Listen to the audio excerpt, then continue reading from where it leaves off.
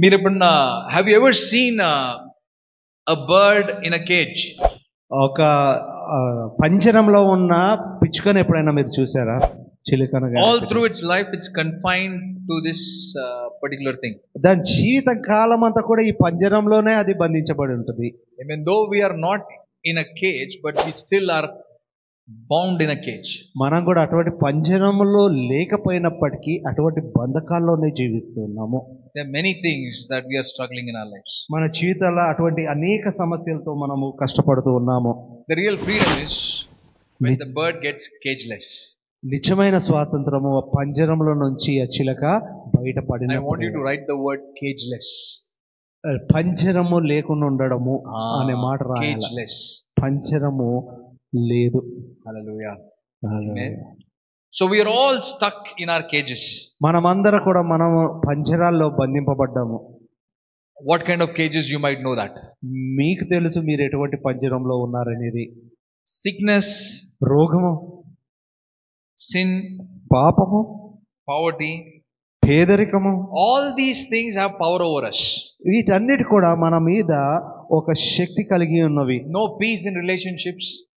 సంబంధాలలో సమాధానం లేకపోవడం, That's also a cage. అది కూడా ఒక విధమైన పంజరమే. So we are stuck in many cages. మనం అటువంటి అనేక పంజరాల్లో బంధింపబడ్డాము. No, the real freedom is when you come out of that cage. స్వాతంత్రము అటువంటి పంజరాల నుంచి మనము బయటికి రాగలిగినప్పుడే అనుభవిస్తాము. You know, a person when he has done something wrong, he's been caged. తప్పు చేసినప్పుడు ఒక మనుషుడు అటువంటి ఒక పంజరంలో చిక్కబడుతున్నాడు. He's put in jail. ఒక చెరసాల్లో That వేయబడుతున్నాడు. means he's cut off from the entire world outside. ఈ లోకమంతటితోటి కూడా అతనికి ఎటువంటి సంబంధం Doesn't have లేకుండా access to anything. దేనికి కూడా అతనికి సంబంధము కలిగి ఉండదు. Many are struggling like that in our cages. చాలా మంది మనలో అటువంటి చెరసాల్లోనే ఉండి But Bible కష్టపడుతున్నాము. says, whom the Son sets free is free indeed. కానీ కుమారుడు ఎవరికైతే విడుదల కలుగ చేస్తున్నారో వారు నిజంగా విడుదల పొంది So I ఉన్నారని asked వాక్యం you all these చెప్తుంది. questions in my beginning of the message. నేను ఈ వాక్యం చెప్పక ముందు మిమ్మల్ని ఈ ప్రశ్నలన్నీ కూడా అడిగాను. What are the questions I asked you? నేను ఏ ప్రశ్నలు What is the అడిగాను? real freedom that God wants us to expect? మనం అనుభవించాల్సిన నిజమైన స్వాతంత్రము దేవుడు ఏమని చెప్తూ ఉన్నాడు? Okay, I'm going to turn from Luke chapter 13. లూకాసు వార్త 13వ అధ్యాయము.